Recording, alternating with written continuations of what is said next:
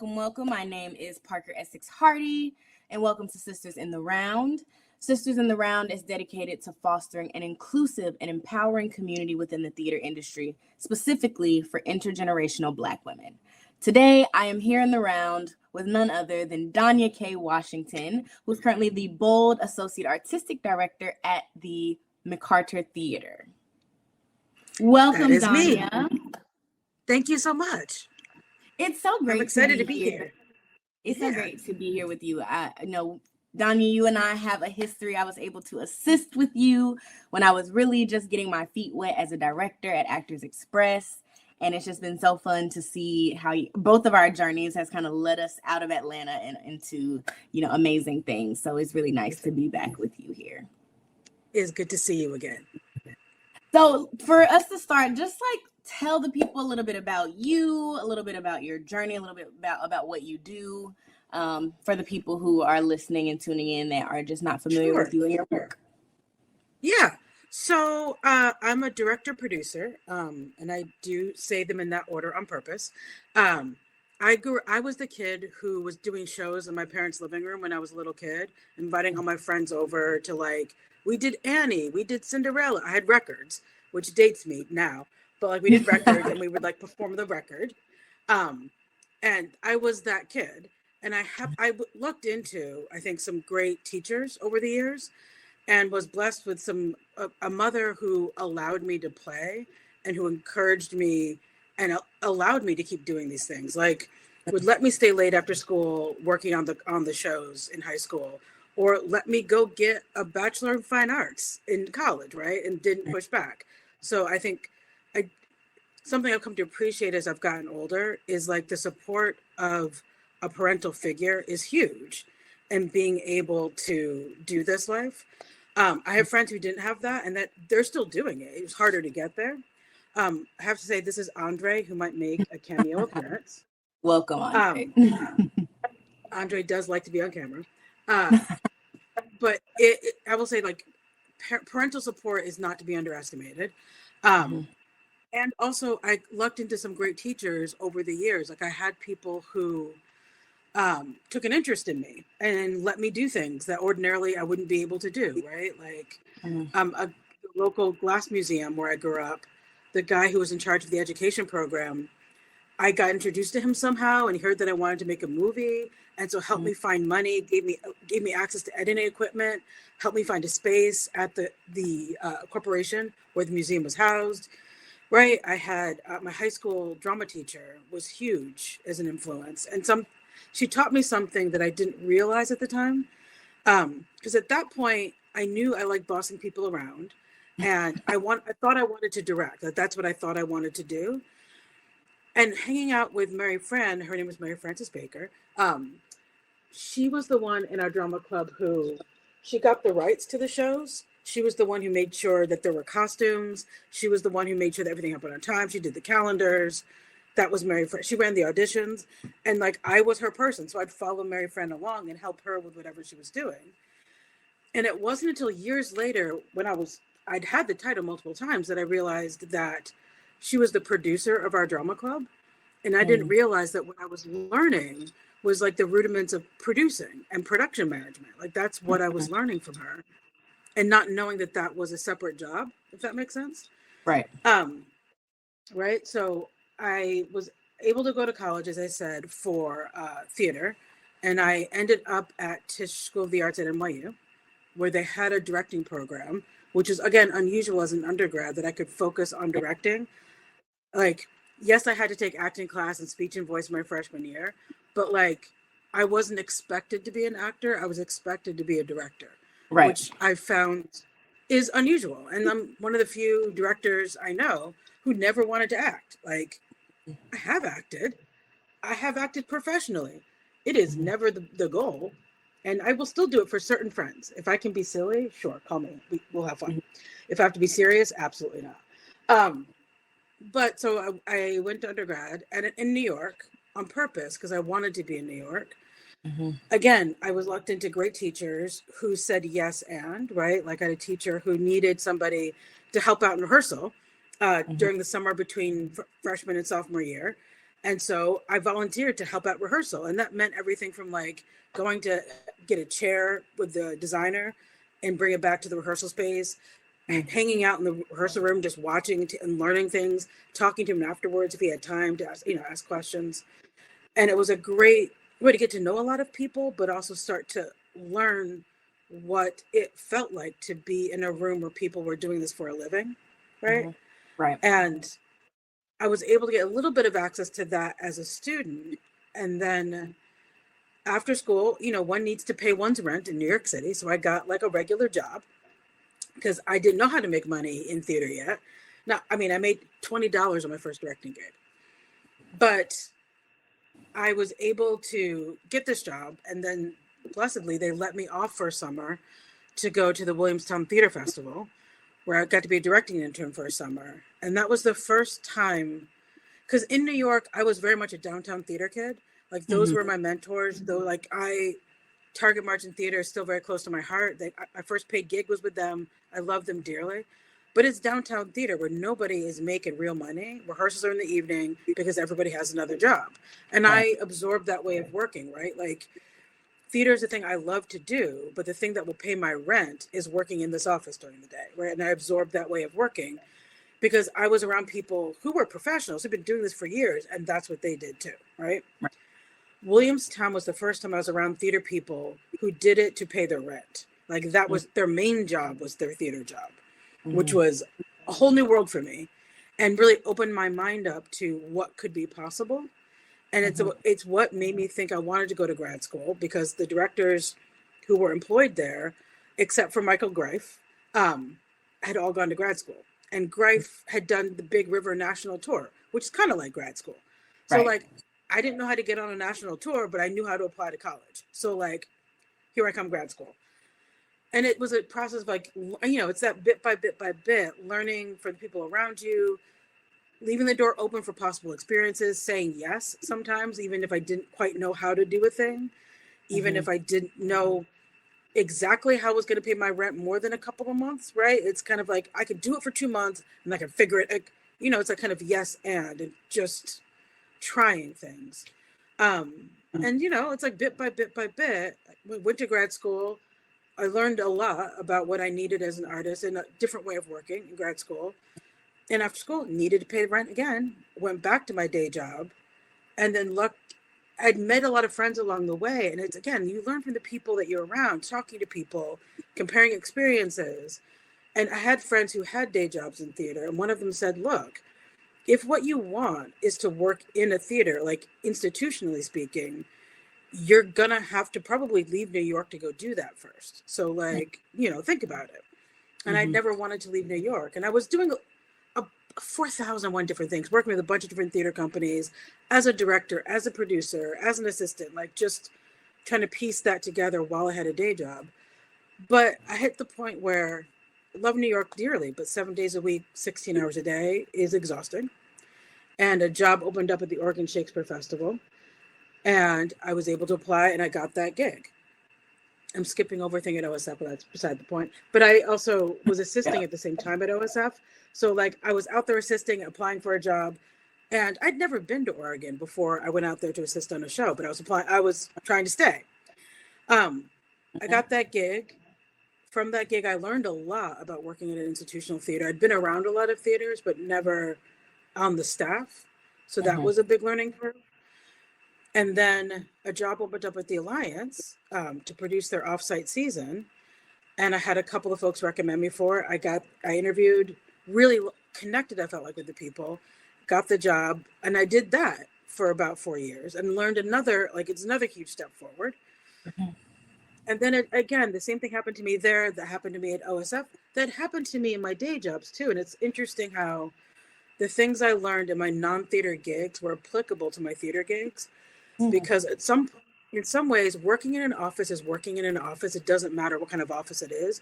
If there's a copier, they kind of all work the same, right? There's office politics. There's there's basic office stuff that is consistent across the board. And then two, I was still me in all of those jobs. And one thing that I learned about myself is I get bored.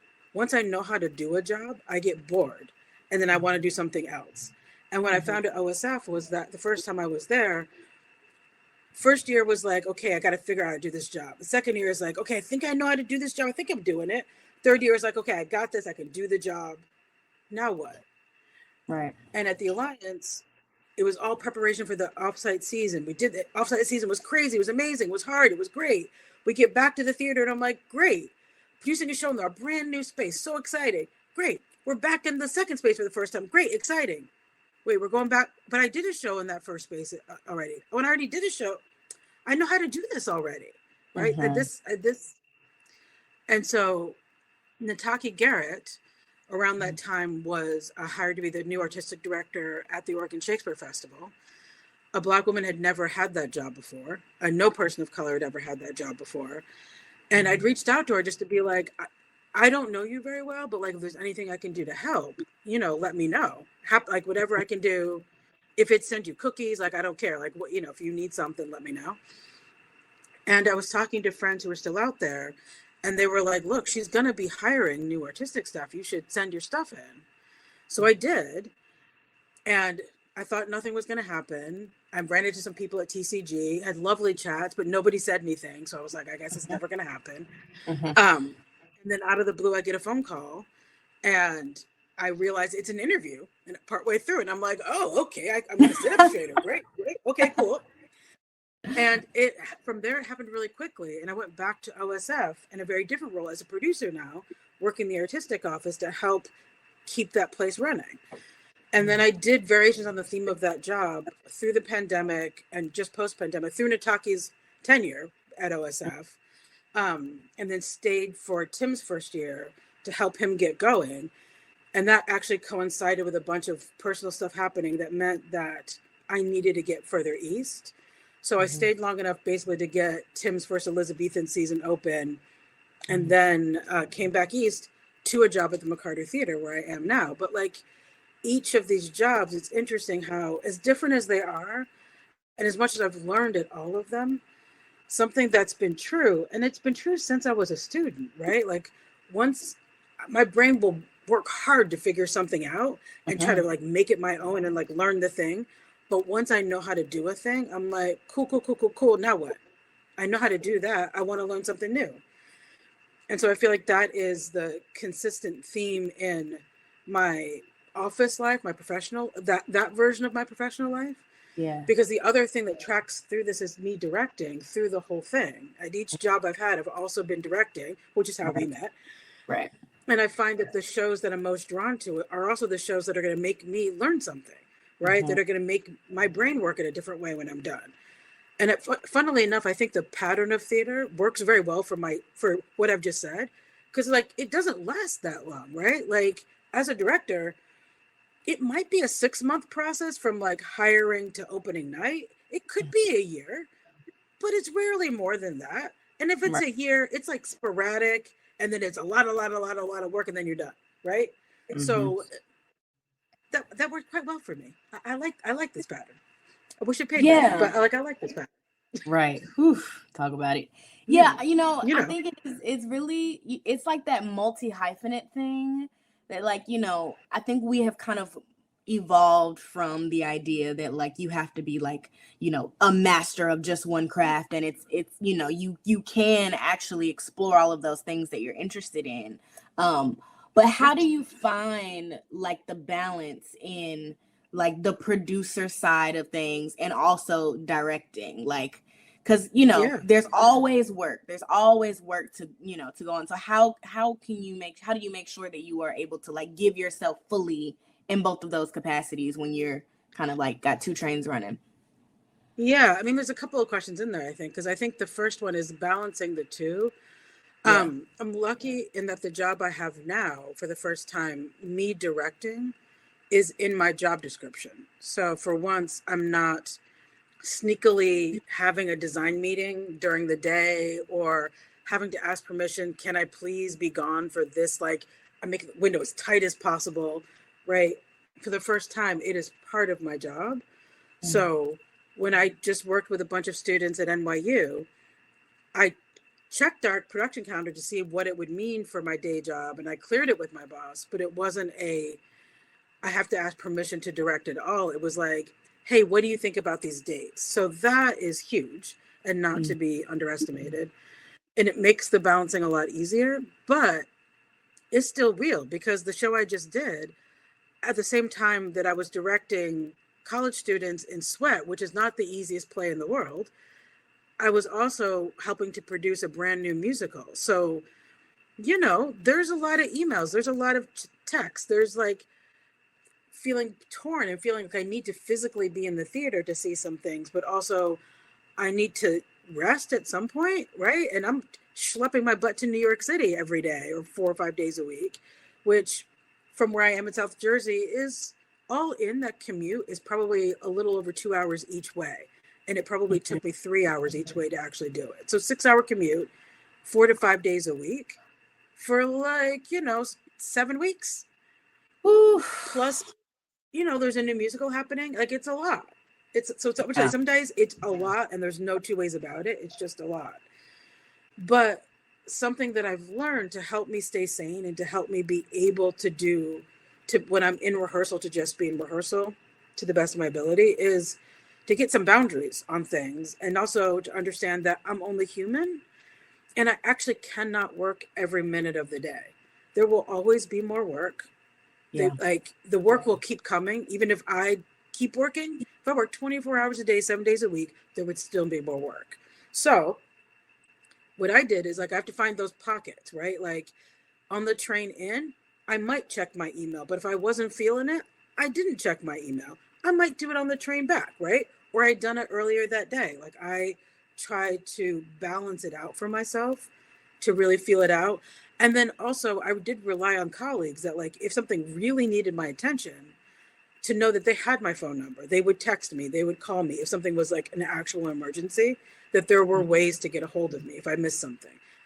And to be clear, there are things that I missed. There are things in my inbox I am just now finding. But you know what?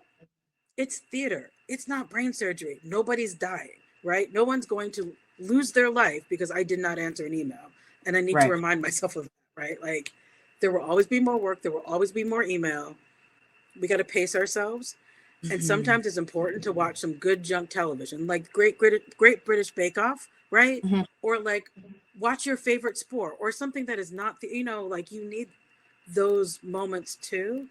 Because I find that as a director, it is when I'm in some respects the most human, because everyone that I see, everyone that I talk to, everything that I watch, everything that I've ever read impacts me in the room. Because I'm able to pull from all those things to be like, oh, wait, I have seen a situation like this before. It was in Pride and Prejudice. It was Elizabeth and Darcy. And let's talk about the Colin Firth version. That's the only one I want to talk about. And like, I can, you know, like it helps with references too. Like if I'm watching a variety of things, I had a teacher in grad school who insisted that we listen to the top 40 and know what the top 40 was at any given point. Because that's part of the cultural zeitgeist. So you know what's happening, what the sound is, what people are, because you can also learn something about what is happening in the world by the stuff that people consume, right? So reading the newspaper is important. Like I tried to have a light social media diet, but like some social media is useful, right? Like some of that is useful.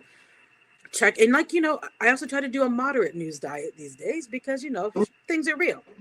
Yeah.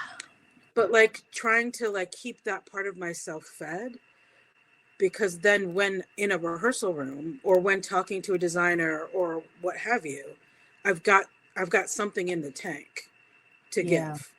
100%. 100%. Oh my gosh, you just dropped so many things that I want to talk about. Okay, let me see, where do I start? First, you know, I wanted to go back to you talking about just kind of like your journey into the work and how it was a lot of like asking if you can be in that room, who can you help, how can I help in that way. And I think that, you know, I had a similar path into the work. I went to Howard University. I was an acting major, so I was the actor that found my way. Yes, you know, I was the actor that found my way through directing by my professors being like, hey, I think you might be a director, you know, and then putting myself in positions where I could assist, where I could just sit and watch a director work, where I could, you know, figure out how I could help the administrative offices and all of those things. So like really wanting to echo that for the people who are wondering how to break into an industry. I know a lot of times you look at these directors, you look at these artistic directors, and they feel like giants. But I just wanted to like remind the viewers that it really is like, you know, everyone starts from somewhere. Everyone's path into it is very different. But the thing that I always hear is that people have like a hunger to be in the room, a hunger to learn. Like you said, you know, I mastered this one thing. What else can I master? What else can I learn?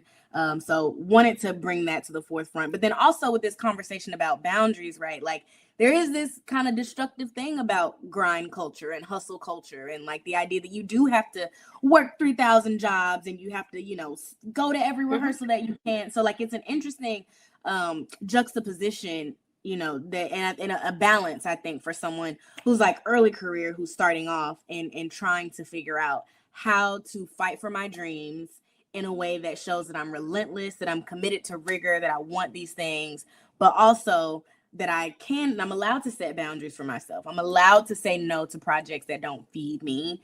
You know, I'm just in general, I'm allowed to have some autonomy over what this journey looks like for me. Absolutely. You've got to, or there's nothing, you'll burn yourself out too quickly, and you won't be able to do the things you said you would do, right? To honor your word, you have to know what your limit is. And honestly, the only way to learn your limit is, I think, by passing it and then winding it back, right? You might need to do that. Yeah. But I would say the thing that I had to learn, which I wish that if I could say to my younger self, I would say, don't be embarrassed, or that's not embarrassed, but like, don't discount the time you spend reading dumb books, right? Or reading books that you love. If they're not dumb, books that I love that are not highbrow, right? Like, yes, I read Twilight. Yeah. I got lots of feelings about Twilight because it's problematic as all get out. Can't even. But I have read it so I can actually talk about it intelligently. But that turns out to have been useful when I was working with 13-year-olds right about that time. Mm-hmm. And I was able to like go like, oh, right, this is like Jacob and Edward. And they were like, wait, you know who that is? Okay, we could talk like that. Great. You know, like you never know when that's going to be useful, or you never know how you're going to be able to use it. But like, if you're really interested in Revolutionary War history, read it, right? Like, follow your weird stuff. Like, you never know how that's going to come back around. And like, right, Lin-Manuel writing Hamilton, before he wrote it, that sounded like the craziest thing in the world, right? And now it's Hamilton. So don't discount your weird, nerdy, like rabbit holes that you go down. It's all part of the work. It's all part of the work. And to your point about rest also, you know, that like, you know, I think there's like multiple types of rest. There's the rest in what you're saying, where you are still able to fuel yourself with the things that make you happy and bring you joy. But I think there's also a rest that's like laying down and staring at the ceiling, like, you know, and figuring out as soon as you can how to fight for those moments for yourself. And I've learned, I'm in grad school now, Donya. I don't think you knew this, but I am getting my MFA in directing at the David Geffen School of Drama at Yale. So I'm here in the Yale School of Drama. Yes. And it is just so essential to me. I'm finding now more than ever, right? Because I did, I was in Atlanta, I was working my day job, and I was going to rehearsals at night. Easy, right? And I come to grad school and I'm like, whoa, I have no idea how to rest. I don't even conceptualize like what it means to rest for myself, because I'm out of class at 6 and I'm trying to come home and read a play, and I don't understand why I'm reading the same line of text over and over again, and I still don't know what it's saying. So like really challenging myself on like, what do you need to find rest? You know, I will say, I think grad school is one of the places I had the hardest time figuring this out, just to reflect back at you. Like it's one of the things I think I started to learn in grad school, but I didn't know I needed to learn, if that makes sense. Yeah. But for me, randomly watching Netflix movies in the middle of the night was helpful for rest, because it stopped me from thinking about theater and work and let my brain shut down a little, which let me actually go to sleep. Yeah. So like if Death at a Funeral, which was randomly sent to me, like I didn't ask for it, like Netflix just decided that I needed to see it. Wow. Thank you, Netflix. It's a hilarious movie. And I had a great night because I was stressed out as all get out. And I was like, let me watch, like, whatever. Let's just see what it is. Just whatever. The original one is the one that I watched, the British one. They Okay. also remade it with a black cast, which I have mixed feelings about. Like, it's okay. But, like, I feel like if you were going to do it, they could have pushed it further. That's a whole other conversation. Okay. Yeah. But I think that, yeah, grad school makes it hard because grad school, the way the programs are set up, they're not about rest. And it's a lot of psychological work, I think, that you have to do on yourself and a lot of mental work, in addition to the flat out, no, you need to read all these things. You need to write this thing. You need to rehearse this thing. Yeah. It's hard. And I think, like, you know, I'm appreciative for the rigor for sure.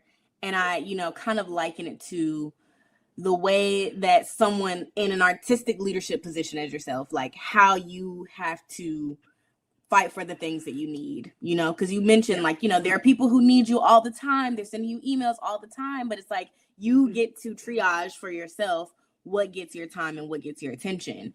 Can you talk a little bit about, like, because I feel, you know, I've been a producer for, like, you know, new play developments. I was working at True Colors over at the Drinking Gourd, our new play development program, which was like a lot of fun, really loving doing that work. But can you talk a little bit about the exhaustion that comes from being, because I mean, we're being candid, like the exhaustion that comes from being a Black woman in leadership, you know, even when you love your job, you know, you having to be in these rooms, like, you just talk a little bit about what that experience has been like for you. Yeah, it's interesting because I'm feeling it now in a way that I haven't felt it before. And I think it's because I was in a bit of a charmed space for a little while. It's an odd thing to say, given what I'm about to say next, but Nataki Garrett Myers at OSF, first Black woman to run the joint. Her artistic leadership team was predominantly people of color. It was majority minority space. And also, there were also a lot of queer people. Like, the only white face in there was also queer, right? So, like, it was an interesting space to be in. And I got used to that at OSF, that there were like, our three associate artistic directors were all immigrants and also immigrants from different places, one from Turkey, one from South Korea, one from Singapore, right? And Nataki grew up in Oakland, raised by Panther parents, right? So, like, there was a lot of influences coming at us from different parts of the world. And I began to take certain things for granted in terms of how we talked to each other, how I was seen, how we interacted in a general sense, and how that rippled out to the rest of the company.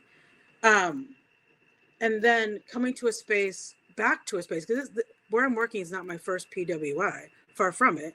Like, that is how I grew up.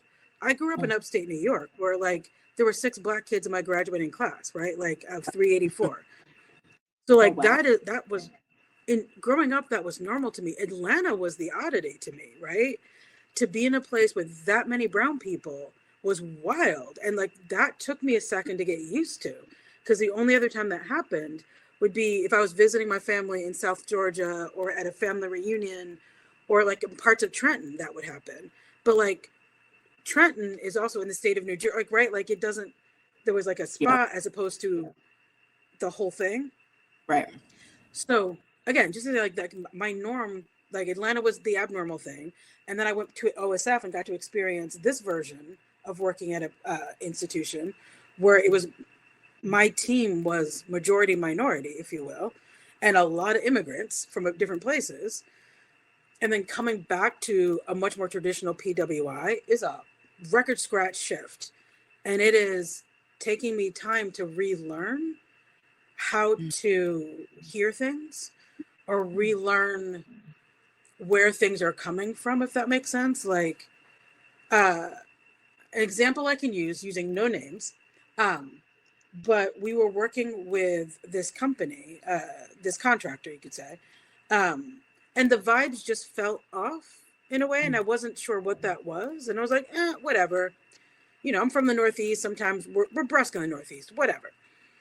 But it just felt off. And then I went into a casting session, and this person was talking to there were 4 people coming from the McCarter. 2 of us were femmes of color, presenting female of color, 2 presenting female white.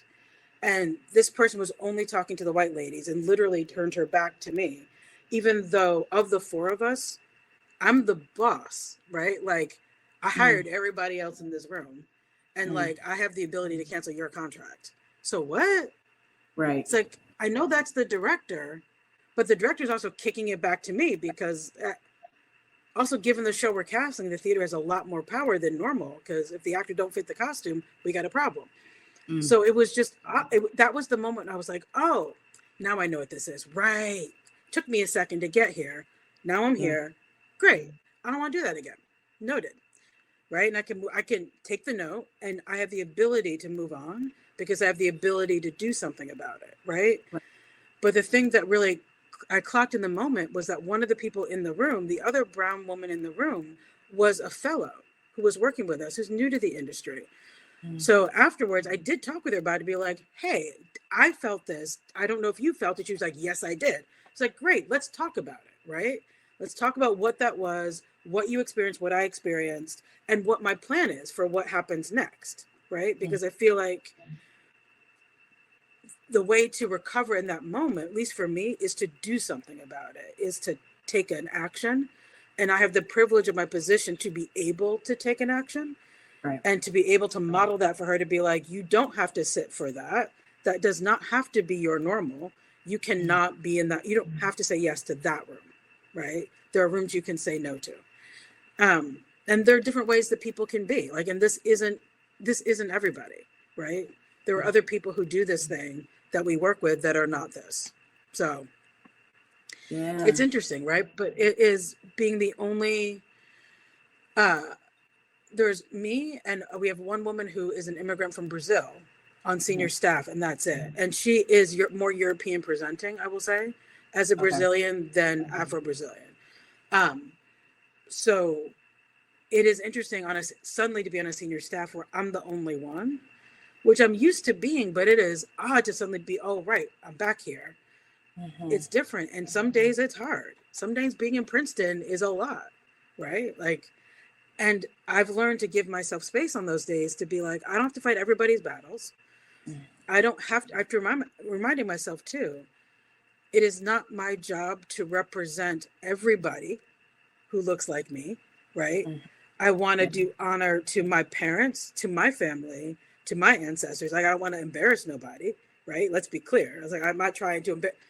My grandmothers would come back. They've both passed away, but they would come back and tell me about myself. For sure. I was out here embarrassing her, right? My grandfathers would have something to say too. So we're not trying to embarrass anybody. But, you know, and there are days when I gotta say the thing, and I'm gonna say the thing, and I kind of don't care what you think about it. But I've learned a few things, right? One of the things I've learned, and we'll see how it changes in this current version of America with our current president, but a thing that I've used for a long time is that there are a lot of well-meaning white people who are very afraid of angry Black ladies. And honestly, that is a card you can play. It is a card you can use to your benefit, right? You don't have to let it be used against you. Like, let your anger work for you, right? So if somebody says something out of pocket, and today is the day that you have to say something, you got to look into your heart and go, like, it's like playing poker.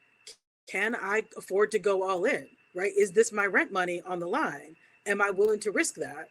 Right. You know what? There are days you might be willing to risk that and take a deep breath and go for it. And there are other days where you might be like, nope, I need to pay rent. I cannot have that today. I'm going to save that for another time. But that way, it's also always my choice, what I say. Right? Like, I'm not being defined by how other people see me, by what's quote unquote appropriate in that moment. I'm being defined by what I'm willing to risk, what I'm willing to say, what I'm willing to stand behind. Because at the end of the day, that's what's going to let me sleep at night, right? Those, like, the moments where I didn't stand up, that's the stuff that plays in my head.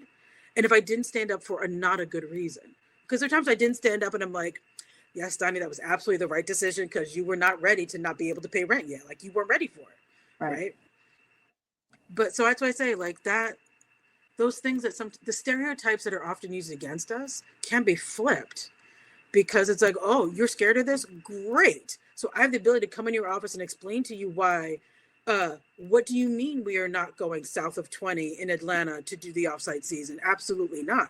We need to go to more than one location. We need to go to at least 2 locations, because do you know the history of Atlanta and what Route 20 means? Like, that's the segregation line. Let us be clear. And if you're going to put that map up there and put all those dots, what does it say about us if we don't?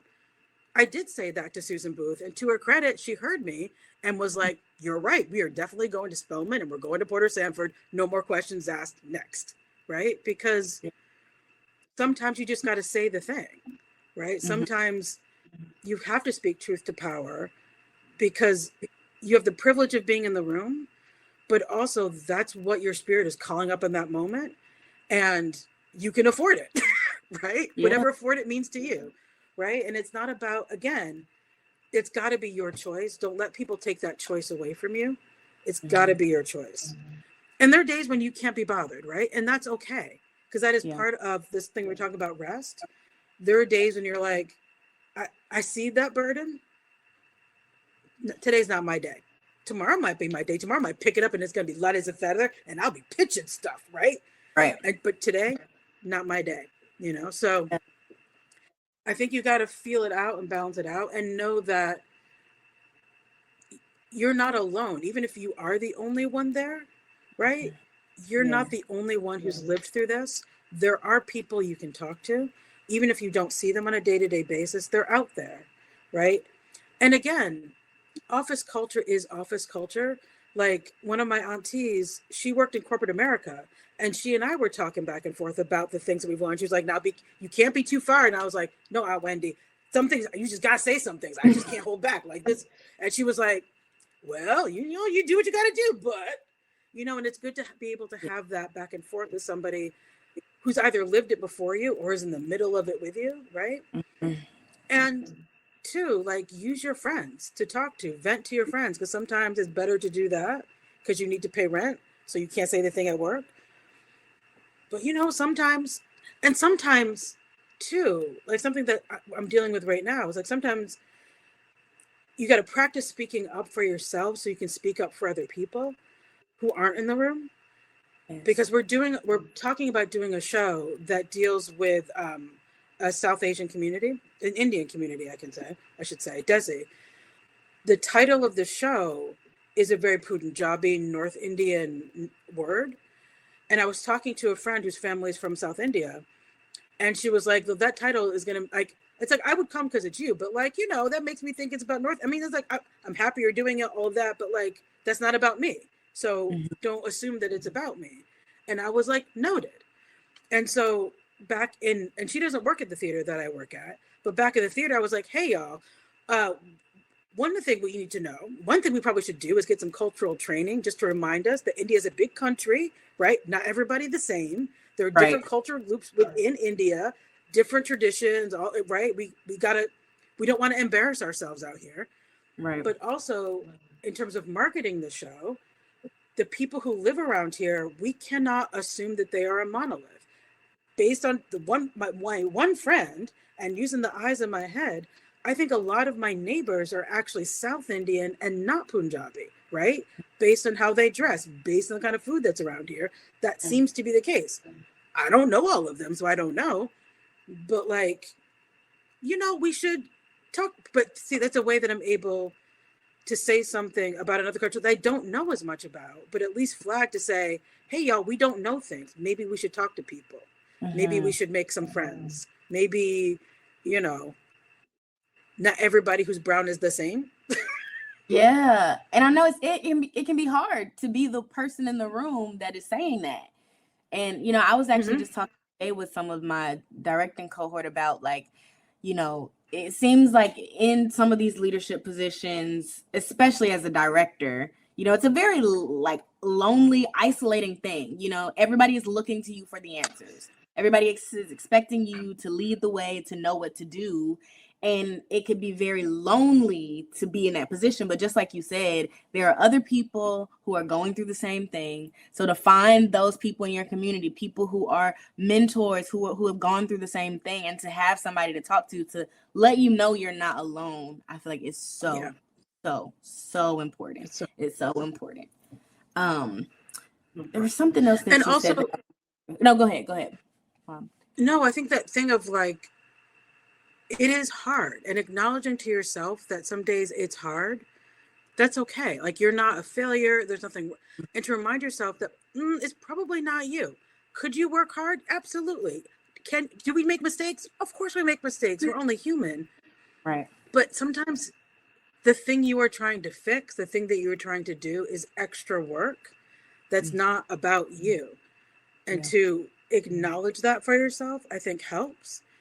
And then also finding your allies at your institution, right, I think is key. People who can help you, right? Like, I have it's like there are times when, like, I have that straight white male friend who's taller than me that sometimes I call and say, hi, can you be straight white male dude and talk to this? Can you say the following to this person? Because he'll hear it from you.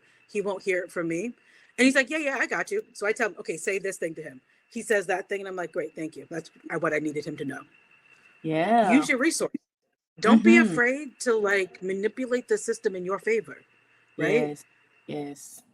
Love that. Don't be afraid.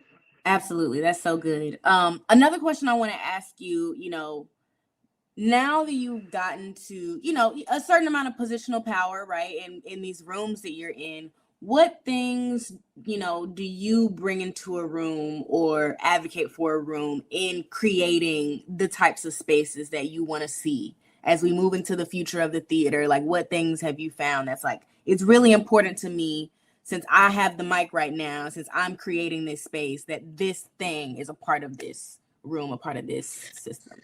Yeah.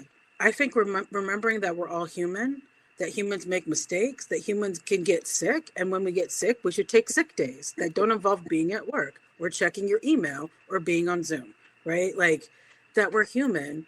And also that life is going to keep lifing no matter what else we want. And there might come a day when you're dealing with something in your life that means that you can't do a thing, right? Like, I did a thing that I never thought I would do, but I signed a contract saying I was going to direct a show, and then had to back out because I was dealing with, like, massive family crisis.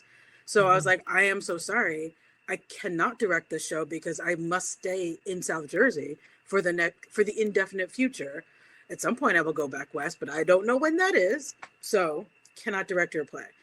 And, you never know what's going to happen. And I was upset about doing it, and it was hard to do it. It took me a minute to admit that I had to do it. But as soon as I told people, everyone was like, oh my God, my father had just passed away, just to say what the thing was. And everyone was like, oh my God, I'm so sorry. Yes, of course, no problem, blah, blah, blah. And it turns out that a friend of mine got the gig, right? So, like, that also felt good. It's like and that friend of mine was somebody who OSF had to do some cost cutting, and her show got cut. So it was also kind of like, it felt good karmically to be like, and I couldn't do a show and then you got that show. Like, the price tag is, like, the paycheck is different, but, like, karmically that also felt good. So that's the thing to know. It's like, it's okay to be human. It's okay to not be okay. And I think if we can show up, and to be clear, I still expect people to work. Like you got to work hard and bring yourself and all the things. But, like, I can also acknowledge that, like, life happens. So we're going to play and remember that we're doing this because we like it. We're doing this because there's some version of the child in us that is so friggin' excited that their new friends want to play the same game that they want to play, and we're going to play dress up, and we're going to play pretend, and it's going to be so much fun, right? Like, to remember the kid inside, and to remember that it's fun, right? It's, as a teacher of mine once said, it's play practice, y'all. And we always thought that was very, like, unprofessional to say. He's like, no, I'm reminding you that you're practicing playing. Like, it ain't that serious, right? It ain't that serious. It's hard work, but it ain't that serious. We can be silly. Yes. I feel like that is an excellent note to even wrap on. Like, it's okay to not be okay. I feel like it's so like as Black women, we feel like we have to be strong. We have to just bear the weight. We have to make sure that everything and everybody is okay in our lives. But like, it's okay to not be okay. And when we can allow ourselves that permission to lean into that, to figure out what rest looks like to us, then not only are we better for ourselves, but we're better for the people that we are in service of. Yeah, because taking care of yourself is taking care of other people, right? You got to care for the caretaker too. If you're not well, you can't help nobody else. So like, take care of you. Absolutely that. And then, you know, just to your point with the story that you just said, like what's for you is going to be for you. You know what I mean? Just turning down one job doesn't mean you'll never work again. You know what I mean? Like Exactly. you by taking care of yourself, and in that situation, you were taking care of yourself, and you were also able to take care of the community, and that someone else was able to get that opportunity. And I bet you still have that relationship with those people. And I bet you they will still call you to direct again and again and again and again. You know? Yeah, you never, life is long. You don't know. And it's also, you don't know who you'll meet or who you interact with and how we'll come back around. You know, you just don't know. So be nice, be friendly, right? Don't be a jerk. Yeah. And 100%. work and try your best, you know? Try your best. 100%. Right? Yeah. And if you know you did your best, that's all that we ask for. Right? 1,000%. 1,000%. And you're right, Donya, you never know how it comes back around, because here we are again. I don't even know how many years later, after Been a few. for you. And it's just, I mean, I think it's lovely to, like I said, continue to see the ways that we're growing, and to remember the lessons that I learned from you then, to be here with you in the round and hear the lessons that you're giving me now. It's all just an amazing, beautiful experience. And I'm so thankful that we had this time. Thank you so much for joining me here in the round. And I hope y'all will tune into the next episode.